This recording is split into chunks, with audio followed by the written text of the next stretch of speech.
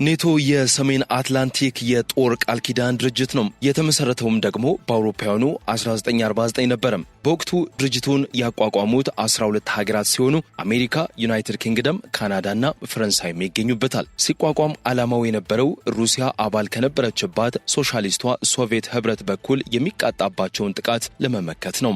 አባላቱ ስምምነታቸው እንዲህ ይላል። አንድ አባል ተነካ ማለት ህብረቱ ተነካ ማለት በመሆኑ አስፈላጊ ከሆነ አንድ አባል ለሚደርስበት ጥቃት በጋራ ወታደራዊ ምላሽ እንሰጣለን። ኔቶ የራሱ ጦር ሰራዊት ባይኖረውም ነገር ግን አባል ሀገራት ችግር ሲያጋጥም ወታደራዊ አቅም አሰባስበው እርምጃ መውሰድ እንደሚችሉ የድርጅቱ ድንጋጌም ያስቀምጣል። ወታደራዊ እቅድ ማውጣትና ልምምድ ማድረግ ደግሞ በየጊዜው የሚያደርጉት የድርጅቱ ተግባራት መካከል አንዱ ነው። በአውሮፓውያኑ 2022 ሩሲያ ዩክሬንን ስትወር ነው ኔቶ አባሎቼ ቀጥተኛና አደገኛ የሆነ ስጋት ላይ ናቸው ሲል መግለጫም ያወጣው። ኔቶ ከአውሮፓና ሰሜን አሜሪካ የተውጣጡ 32 አባል ሀገራት ያሉት ሲሆን አሜሪካ ደግሞ የድርጅቱ አድራጊ ፈጣሪ ብቻ ሳትሆን የበዛውን በጀት በመመደብ በርካታ ወጪዎችን መሸፈኗም ይነገራል። ታዲያ በዛሬው ፕሮግራማችንም በድርጅታዊ መዋጮም በሐሳብ አመንጭነትም ሆነ በተጽዕኖ ፈጣሪነት ዋናውን ሚና የምትጫወተው አሜሪካን በፕሬዝዳንትነት የሚመሩት ዶናልድ ትራምፕ ለኔቶ ተቋም መንኮታኮት ምክንያት ሊሆኑ ይችላሉ ወይ የሚለውን ጉዳይ በሰፊውም እንቃኛለን። እንዲሁም የኔቶ ምስረታና ዓላማም እንዳስሳለን። በተጨማሪም ዩናይትድ ስቴትስ ለድርጅቱ ከአጠቃላይ ገቢዋ 3.5 በመቶውን ስታፈስ ከሩሲያ ጋር ድንበር የሚጋሩ እንደ ፖላንድና የባልቲክ ሀገራት ደግሞ ከ2 በመቶ በላይ ለወታደራዊ አቅማቸው ማጠናከሪያ ያውላሉ መባላቸው ደግሞ የአሜሪካ ጥቅሞችን ከኢኮኖሚ አንጻር በሚመለከቱት 47ኛው የአሜሪካ ፕሬዝዳንት ሆነው በተመረጡት ዶናልድ ትራምፕ ዘንድ በበጎ የሚታይ ሆኖም አልተገኘም። ይህንን ሰፊ ጉዳይም እንመለከታለን። አብራችሁን ቆዩም። በቅድሚያ ግን ለቤቱ አዲስ ከሆናችሁ ቻናሉን ሰብስክራይብ በማድረግ ተወዳጁን፣ ብትወዱት ላይክ፣ ለሌሎች ቢደርስ ካላችሁ ደግሞ ሼር በማድረግ ለወዳጅ ዘመዶቻችሁም አጋሩት። ሐሳብ አስተያየትም ካላችሁ የአስተያየት መስጫው የእናንተን አስተያየት ለመቀበል ክፍት ነው። አብራችሁን ቆዩም።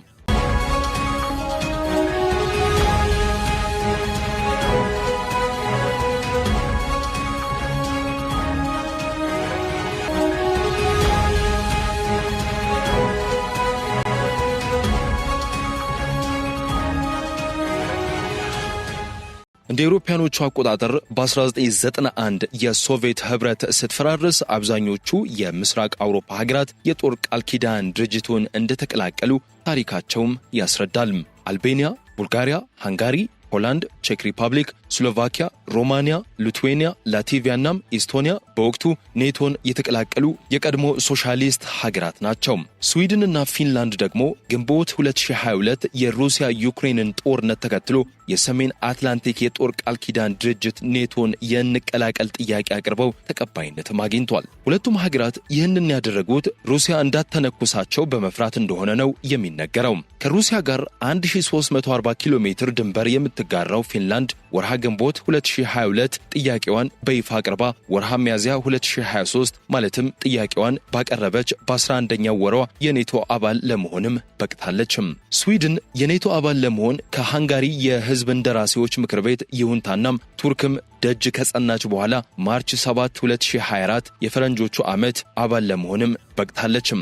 ቦስኒያና ሄርዞጎቪና እንዲሁም ጆርጂያ ኔቶን መቀላቀል የሚፈልጉ ሀገራት እንደሆኑም ይነገርላቸዋል። ኔቶ አባል ሀገራቱ ከብሔራዊ ገቢያቸው ቢያንስ 2 በመቶውን ለመከላከያ ወጪ እንዲያውሉ የሚጠየቁ ቢሆንም የሚገባቸውን ክፍያ በአግባቡ ባለመክፈል በአሜሪካውያን በተለይም የማጋ አቀንቃኝ ማለትም ሜክ አሜሪካን ግሬት አጌን ፖሊሲ አቀንቃኞች ዘንድ በብርቱም ይተቻሉ።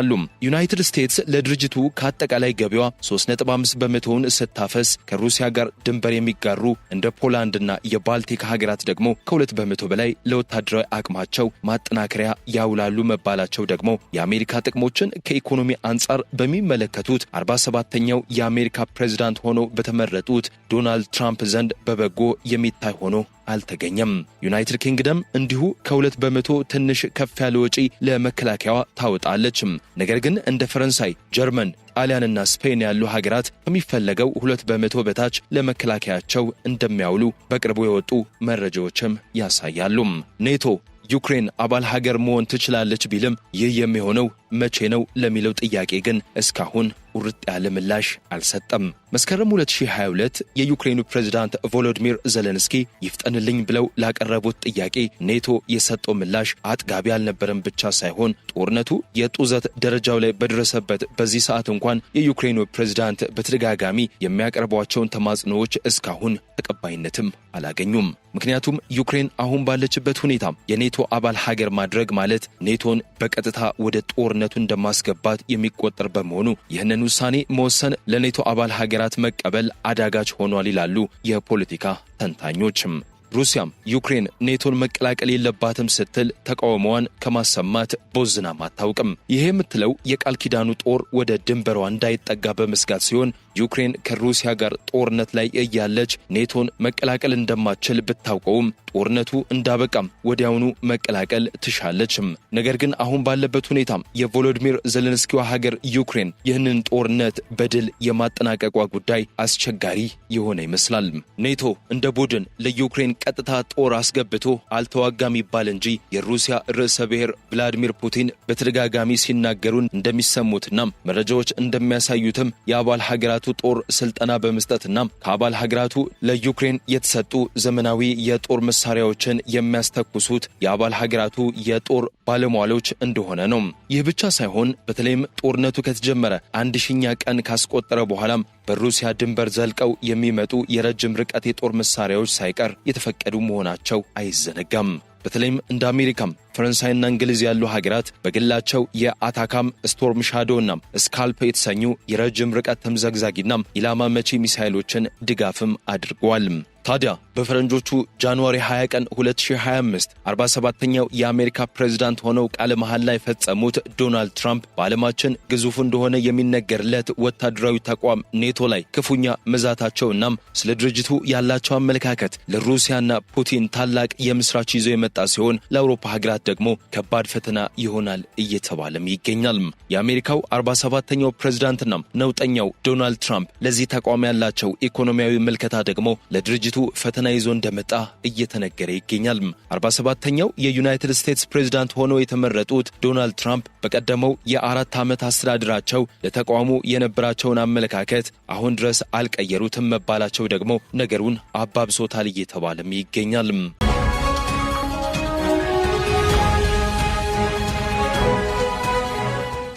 በቀደሙት የአሜሪካ ፕሬዝዳንቶች በኩል ሩሲያና ቻይናን ለማስፈራራት ይጠቀሙበታል የሚባልለት የሰሜን አትላንቲክ የጦር ቃል ኪዳን ድርጅት ኔቶ እንደ ሩሲያና ኮሚኒስቷን ሀገር ቻይናን ለማስፈራራትና ለማሸበር የሚጠቀሙበት እንደሆነ ቢታመንም ደም ከሚያፋሰው ጦርነት ይልቅ በኢኮኖሚያዊ ጦርነት ጥርሳቸውን ለነቀሉ ዶናልድ ትራምፕ የሚያሳምን ሆኖ አልተገኘም ነው የሚባለው።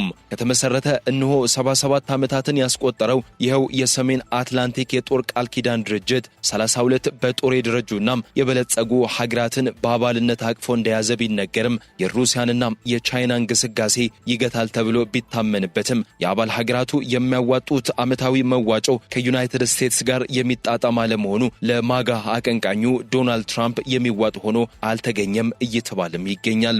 በእርግጥም ሁሉም አባላቱ በጦር ቴክኖሎጂና በወታደራዊ አቅም የደረጁ ናቸው ሊባሉ የሚችሉ ባይሆንም የአሜሪካ ድርጅቱን መልቀቅ እውን የሚሆን ከሆነ ግን አሳሳቢ ሁኔታ ላይ እንደሚወድቅ በርካታ ተንታኞች እየተናገሩም ይገኛሉ። በድርጅታዊ መዋጮም በሐሳብ አመንጭነትም ሆነ በተጽዕኖ ፈጣሪነት ዋናውን ሚና የምትጫወተው አሜሪካን በፕሬዝዳንትነት የሚመሩት ዶናልድ ትራምፕ ለዚህ አንጋፋ ተቋም መንኮታኮት ምክንያት እንዳይሆኑም ተፈርቷል።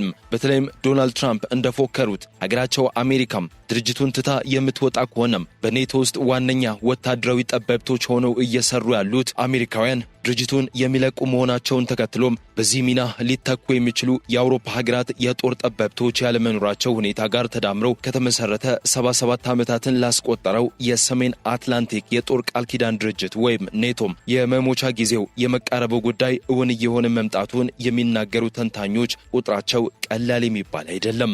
ከ32ቱ ሀገራት የተወሰኑት ሀገራት አንድ ቀን ምናልባትም በአንድ ጉልበተኛ ሀገር ጥቃት ወይንም ወረራ ቢደርስብን ኔቶ ለክፉ ቀን መከታ ሊሆነን ይችላል በሚል የተጠለሉና የተቀላቀሉ ቢሆንም ይሄው ዋስ ጠበቃ ይሆነናል ብለው ተስፋ ያደረጉበት ግዙፍ ወታደራዊ ተቋም አንድ ሐሙስ እንደቀረው እየተነገረም ይገኛል።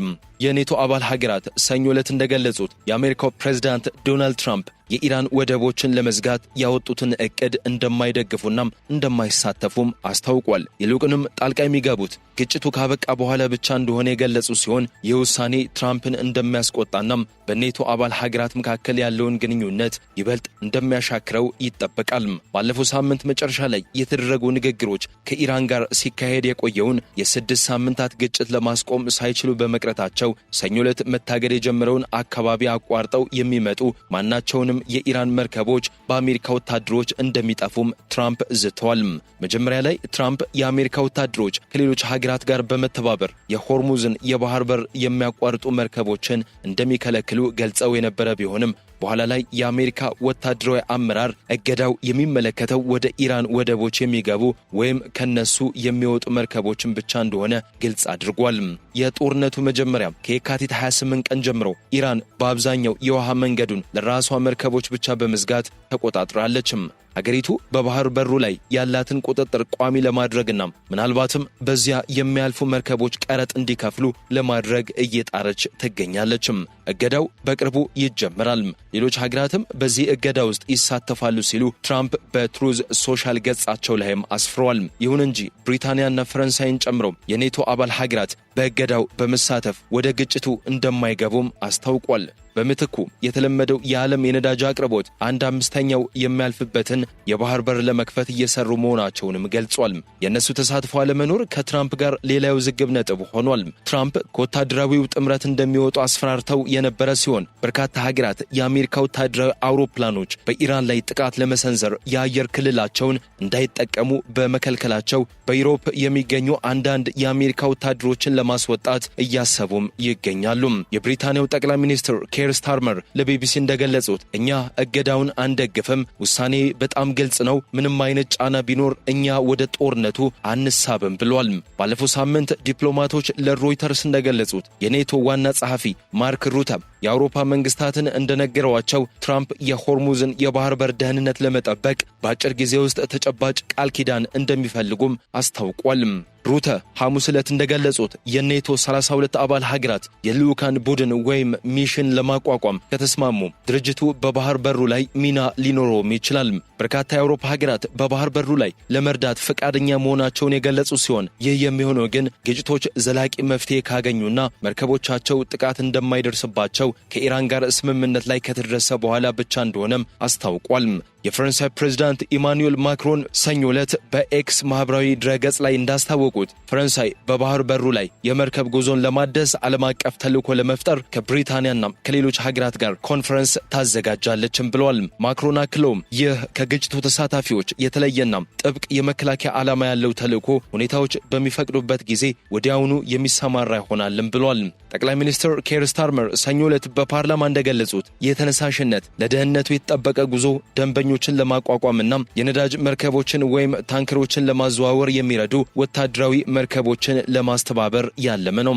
በጣም ግልጽ ልሁን፣ ግጭቱ ካበቃ በኋላ የመርከብ ጉዞን መጠበቅና የጉዞ ነጻነትን መደገፍ ነው። የኛ የጋራ ዓላማ የተቀናጀም ገለልተኛና የበርካታ ሀገራት የጋራ እቅድ ነው ብለዋል። አንድ የፈረንሳይ ዲፕሎማቲክ ምንጭ እንደገለጸው ከሆነ የባህረ ሰላጤ ሀገራትን ህንድን፣ ግሪክን፣ ስፔንን፣ ጣሊያንን፣ ኔዘርላንድና ስዊድንን ጨምሮ ወደ 30 የሚጠጉ ሀገራት የሚሳተፉበት ለዚህ ተልዕኮ እቅድ የማውጣት ስብሰባ ምናልባትም ሐሙስ በፓሪስ ወይም በለንደን ሊካሄድም ይችላል። ምንጩ አክለው እንደገለጸው ወታደራዊ መርከቦቹ ግጭት ውስጥ ሳይገቡ የአስተማማኝ ሁኔታ ስሜት ይፈጥራሉ። እንዲሁም ለኢራንና ለአሜሪካም ስለ ተልዕኮው መረጃ እንደሚሰጥ ነገር ግን ቀጥተኛ ተሳትፎ እንደማይኖራቸውም ተናግረዋል። ሌላው የአውሮፓ ዲፕሎማቲክ ምንጭ ትራምፕ እገዳውን ካዘዙ በኋላ እንዲህ አይነቱን ተልዕኮ ይቀበሉ እንደሆነ ጥያቄ አቅርበዋል። ምንጩ ትራምፕ አሁን የባህር በሩን እንደ መጠቀሚያ ወይም ሊቨሬጂንግ እየተጠቀሙበት ስለሆነም እዚያ ቦታ ላይ እንዲህ አይነት ተልዕኮ እንዲኖር ይፈልጉ ይሆን ሲሉም ጠይቋል። በሌላ በኩል የቱርክ የውጭ ጉዳይ ሚኒስትር ሃካን ፊዳን እንደተናገሩት ከሆነ የሆርሙዝ የባህር በር በዲፕሎማሲ መንገድ መከፈት አለበትም። በተጨማሪም እሱን የሚቆጣጠር ዓለም አቀፍ ኃይል መፍጠር ውስብስብ እንደሚሆንም ገልጿል። በሐምሌ ወር በአንካራ በሚካሄደው ጉባኤ ላይ ኔቶ ከትራምፕ ጋር ያለውን ግንኙነት እንደገና እንዲያጤን ወይም ሪሴት እንዲያደርግ ጥሪም አቅርበዋል።